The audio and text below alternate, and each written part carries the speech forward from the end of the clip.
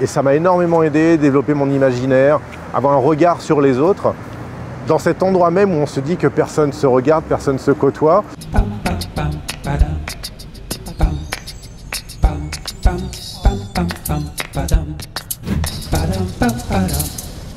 Moi, ma story, c'est cette relation que j'ai avec le métro. Il y a beaucoup de personnes qui pensent que c'est gris, que c'est terne, que les gens font la gueule et tout. Et pas pour moi, en fait. Je trouve que le moment où on rentre dans le métro, c'est vrai, on a cette sorte de bulle, cet espace vital qui se réduit, mais c'est quelque chose que j'aime bien. On est à l'intérieur de notre moment. Quand j'étais à la fac, sur Paris, moi j'habitais en banlieue et je prenais le métro à Port d'Italie, la ligne 7, et jusqu'à Sancier-de-Banton.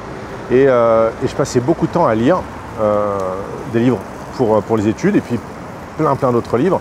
Et surtout, j'écrivais. Et c'est un moment dans le métro où on peut être vraiment dans sa bulle et en même temps aller regarder les autres. Et moi, c'est ce que j'aimais faire. Je regardais beaucoup autour de moi les autres passagers et j'écrivais. Alors, je m'imaginais des histoires, des mondes, et d'où vient cette personne, c'est quoi sa vie, son caractère et tout. Donc, je gribouillais énormément de papier dessus. Je développais des personnages. Et ça m'a servi plus tard quand je suis devenu réalisateur, que je peux passer mon temps à écrire des histoires. Et ça m'a énormément aidé, développer mon imaginaire, avoir un regard sur les autres, dans cet endroit même où on se dit que personne ne se regarde, personne ne se côtoie. Et je trouve qu'au contraire, c'est peut-être cette distance qui permet de pouvoir s'intéresser à l'autre et développer un sens d'observation, aller vers l'autre. Et moi, c'est ce moment-là que j'aimais bien, être seul, mais être seul à plusieurs. Et j'aimais bien ça. Voilà.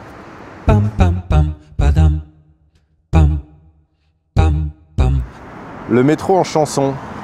Le métro a inspiré les grands de la chanson, c'est vrai, ouais. Trenet chantait Ménilmontant, Dutronc, son jardin à Chaussée-d'Antin, et Montand arpentait les grands boulevards. Ouais. Mais je rajouterais bien aussi d'autres grands de la chanson, mais d'une autre époque, c'est Java, avec un morceau sur le métro où ils reprennent toutes les stations de métro de la capitale. Ils les mettent bout à bout pour former des phrases, et c'est pas mal.